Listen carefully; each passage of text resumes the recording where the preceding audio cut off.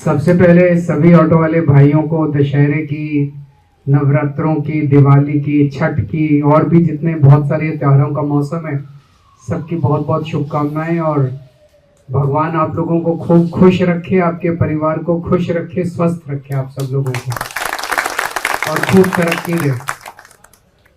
तो मैं बस भाषण देने नहीं, मिलने आ गया था। ऑटो वालों से बहुत पुराना प्यार है। सर ये महिला ऑटो ड्राइवर बैठे हैं जिनको आपने ई ऑटो दिए थे। अच्छा, आप भी ऑटो चलाते हो? बहुत अच्छा। तो ऑटो वालों से बहुत पुराना प्यार है। इसने मेरे को बताया कि कुछ ऑटो वाले आए हुए हैं। मैंने कहा मैं भी 10 मिनट उनसे गले मिल के आऊंगा। आप लोगों से मिलने के लिए आ गया। कैसा चल रहा है? सब अच्छा चल रहा है? नहीं सर, क्यों, क्या हो गया? क्या परेशानी है? एक एक करके बताओ जरा, सुनते हैं थोड़ा सा। तुम ही बताओ। मैं पहले तुम बताओ। मैं बता देता हूँ। ये बताओ। आप रेड लाइट पे खड़े हो गए। सर सबसे पहली समस्या उन्होंने आते ही ये पैदा कर दी, जो दिल्ली सरकार का अपना पोर्टल था जिस पे हमारी फिटनेस फीस, परमिट फीस, सारी फीसें कटती थी, उन्होंने उस पोर्टल को सेंट्रलाइज पोर्टल कर दिया। सेंट्रलाइज पोर्टल करते ही हमें तो क्या दिक्कत आ गई, अगर आधार कार्ड को में और आरसी में अगर एक अक्षर की प्रॉब्लम है तो उसकी गाड़ी की फिटनेस नहीं होगी। और उन्होंने हर चीज में ओटीपी लगा दिया। फिटनेस फीस कटा हो तो ओटीपी, फिटनेस को डाउनलोड करेंगे तो ओटीपी, परमिट डाउनलोड करेंगे तो ओटीपी। तो अगर यही हाल रहा तो सर कम से कम 6 महीने के अंदर में दिल्ली की 20% ऑटो घर पे खड़े हो जाएंगे जिनको फिटनेस नहीं मिल पाएगी। प्रदूषण के पेपर बनवा उसमें भी ओटीपी, प्रदूषण पेपर बनवा उसमें ओटीपी, ऐसा झमेला डाल दिया है। और अधिकारी, अगर आपने शिकायत कर दी मेरे भ्रष्टाचारी है अधिकारी, तो समझो वो वहीं जम के बैठेगा, उसका ट्रांसफर नहीं होगा। फिर इतना बुरा हाल कर रखा है सर। गाड़ी पास नहीं हो सकती किसी कीमत पे गाड़ी पास नहीं हो रही सर, बहुत परेशान। फीस भी जो पहले 0 कर रखी थी वो भी कई सारी फीस वापस चढ़ा दी। 600 रुपए फीस। वो सर फीस अभी तो इन्होंने बीच में कर दी थी, हंगामा किया तो उन्होंने 0 कर दिया, लेकिन वो फीस दोबारा से अब बात चल रही है कि फीस बढ़ाने वाले हैं। फीस लगेगी ऑटो वालों पर। ये मैं देख रहा हूँ 7 सौगात की इन्होंने प्रॉमिस किया था। हर लाइसेंसधारी ऑटो चालक के बच्चों को मुफ्त स्कूल शिक्षा और उच्च शिक्षा के लिए वजीफा दिया जाएगा। सभी ऑटो चालकों को प्रधानमंत्री योजनाओं के तहत 17 सितंबर 2025 से जीवन बीमा मिल गया। प्रधानमंत्री आवास योजना में सबको पक्के मकान दिए जाएंगे। अच्छा, झुग्गी तोड़ दी, जो था वो भी गया। दिल्ली की सभी कॉलोनियों में, मार्केटों में ट्रैफिक पुलिस से मिलकर ऑटो वालों के लिए हॉल्ट एंड गो स्टैंड बनाएंगे। सर जो 511 आपने बनाए थे उनको भी खत्म कर रहे हैं। उनको भी खत्म कर रहे हैं। देखो मोटे मोटे तौर पे मान के चलो, एक बार इनके बहकावे में आ गए, अब नहीं आएंगे। तो हाँ, अब तो 5 साल से झेलो, कोई चारा तो है नहीं।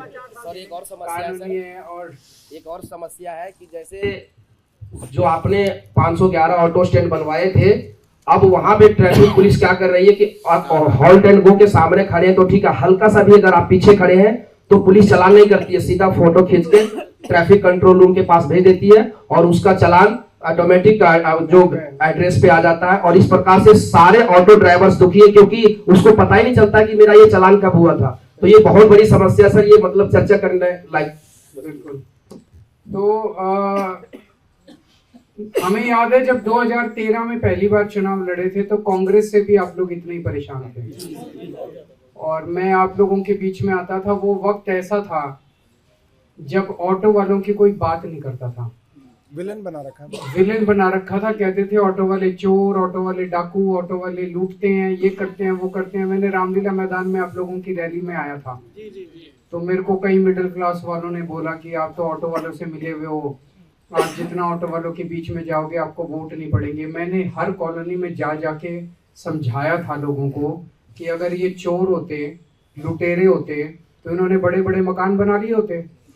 अभी भी अगर ये झुग्गी में रहते हैं तो मान लो चोरी भी करते हैं, आपकी जेब भी आपसे थोड़े से 2 पैसे ज़्यादा ले भी लेते हैं, तो ये कौन सी आपकी वो करते हैं।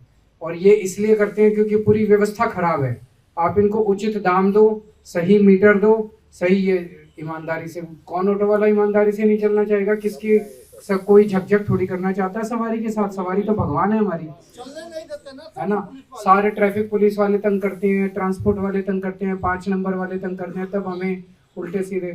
तो सबसे पहले मैंने आप लोगों की दिल्ली में आवाज उठाई थी, आप लोगों के लिए हमारी सरकार ने काम किया था।